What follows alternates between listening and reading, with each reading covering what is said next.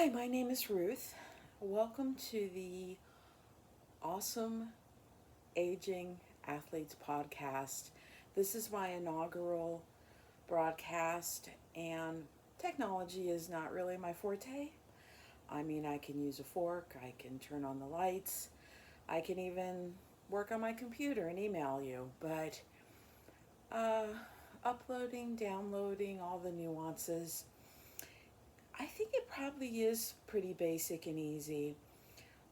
But I'm much more of a wordsmith. I majored in English, was an English teacher for a long time, and that doesn't preclude having technical abilities, but it slowed me down. But rather than complain about it, as I often do, um, I'm going to embrace it because it's time to start something new. Everybody talks about a niche in podcasts. So, again, welcome, like, and subscribe if you can tolerate this for a couple minutes. I'd appreciate it. Talks about a niche, and I don't even think of a niche. I didn't go looking for a niche. The niche has been here since 1979. I just didn't know that podcasting was around. Um, I'm looking to talk to and maybe even attract you if you feel like you are an awesome aging athlete. There are cons to that expression, there are pros. I'm going to leave my definition of an awesome aging athlete to my second podcast because you got to have scripts, you got to have ideas. I'm not working from a script now, but I wanted to talk to you today about the three pillars of being an awesome aging athlete. And by the way, the word aging is not meant to be a negative thing. We all know there are aches and pains that can come with aging, but then again, that can happen at 23 if you break an ankle or something like that, which I hope you haven't done.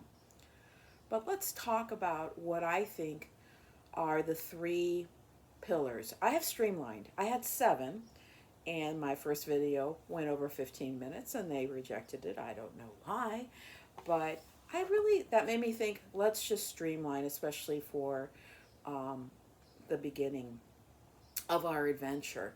And this isn't rocket science. You probably know these things, but let's get right to them.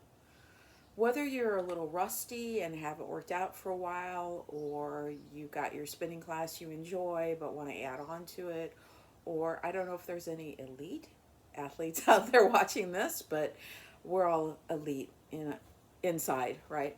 So, number one, I think, would be consistency. This is kind of a bland suggestion, I admit that. Um, Except for you really need to understand that the consistency helps with us. Charting over the long term, it's like investments. You know how they say investments over the long term go up 8% or 10%, which doesn't always help when we look at our statement and we're down 20% that month, but that's a different story. Um, but like investing in your own IRA or whatever it may be, we invest in our physical health, and I'm concentrating here on exercise and maybe even training. So, consistency means you run 3 times a week, or you bike 3 times a week, or you swim a couple times a week. Maybe you play tennis, as I used to, every weekend for an hour or two. It's the consistency. It's not going out the whole enchilada one weekend, shooting your wad, so to speak, spending 4 hours taking a hike and getting Lyme disease and not doing anything for 2 months. Hopefully that doesn't happen. But the consistency, bland though it is, and as commonsensical as it is very important. You see, I still have my winter decorations up. This one is an original. And I'll show you. There's my dad over there, Iowa farmer back in the day. I'm still working on the scene, the setting. So consistency. That brings me to pillar number two, which is flexibility. When I worked with a coach, and I will no longer do, although I might again at some point, um, there were times where on my training peaks, she would put my run that I was supposed to do on Tuesday over to Saturday because Saturday was a better day for me, or vice versa. The point is not perfection, That would be nice. If we had a magic wand, we'd all do our plans perfectly without any aches and pains, but things come up. And some of those things are good things, and some of the things are not good things. It doesn't matter. I'm going completely neutral on the flexibility. You get called into work, or you're substituting for someone, or a good friend tells you they'll be there. Can you meet them in the airport in 2 days? And you don't want to miss out. You drop everything to go do that.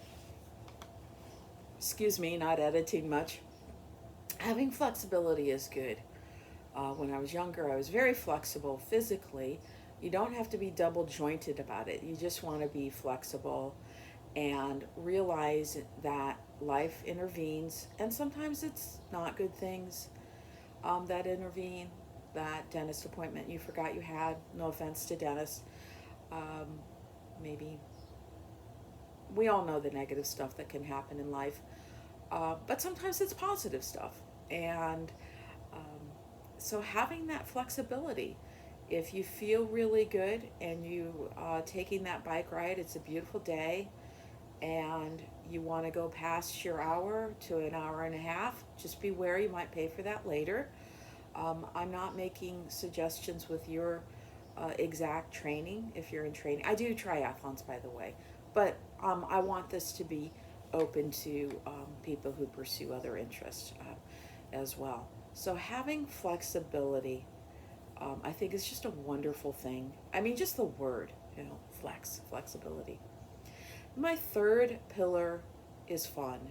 Again, not rocket science. We do this at heart because when we were kids, it was fun to move around. They used to call me a tomboy, which is, I don't take as a negative. Um, Out in the yard playing as much as I possibly could. Just enjoyed myself. I try to recapture that sense of fun every time I get in the pool, every time I ride my bike. I have to admit, I don't enjoy running. In fact, I'm putting off my run today to do this. So thank you for being here. If you're still here, like and subscribe. My name is Ruth, and this is the Awesome Aging Athletes, S on the end because it's not just about me, podcast.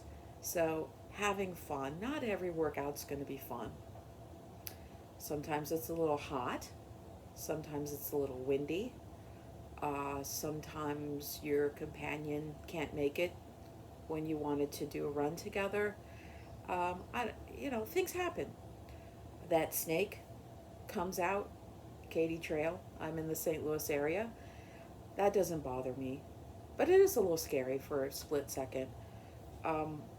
But we want to focus on the fun. Um, the key word here, keywords recently have been being authentic, being genuine, and also organic. So I don't think you have to work too hard. That just sounds counterproductive to have fun. I'm going to have fun. I'm going to be funny. Well, nothing's more depressing than trying to have fun or trying to be funny. It comes up naturally. If you're taking an evening walk for your health, okay, maybe it's not as enjoyable as you just like going out for an evening walk. Sometimes I have had to force myself to do things that were on my schedule. By force, I mean in a friendly way. And usually once I get started, I enjoy it. So I've done 7 half marathons. I have some props here because I know I don't look like your typical elite athlete. I don't think. Jackie Joyner Garcia, I'm not. I've just got a few props here. I know it's very childlike to bring in my props, but I just wanted to show you. I do have some experience, although I don't have degrees. I've got a few more here. I've done 7 half marathons, running. I've done about 30 triathlons, and I see I do need a haircut. I'm getting it in a couple days, so no vanity.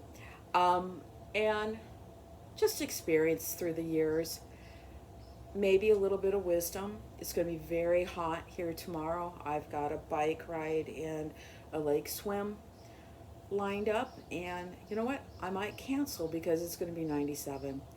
but I think I'm going to do it because it's early morning, and that's not in my consistency, flexibility, or fun part.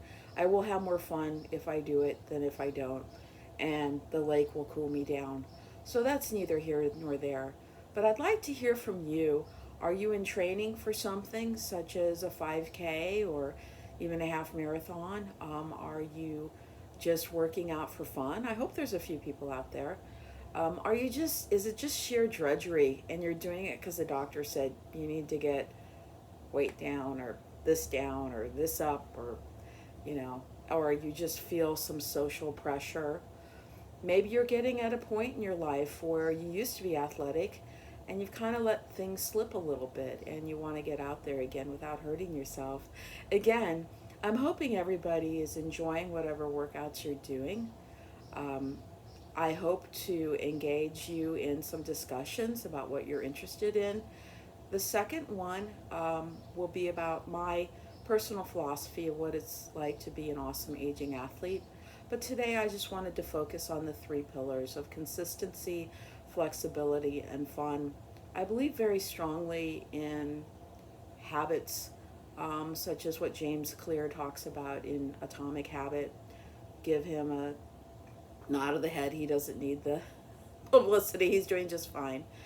And I have his master class, but he has one gem that I will repeat. I think I can do that without plagiarizing him, which is it's not missing once. That's the problem. Missing a workout once, missing your spinning class, missing your step class, missing your yoga class.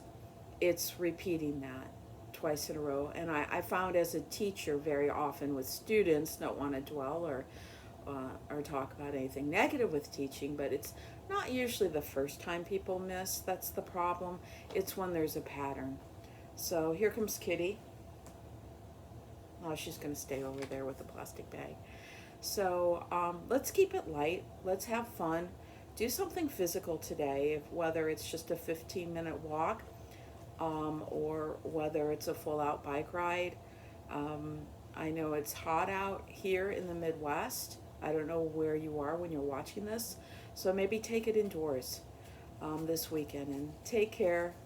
God bless, and like and subscribe.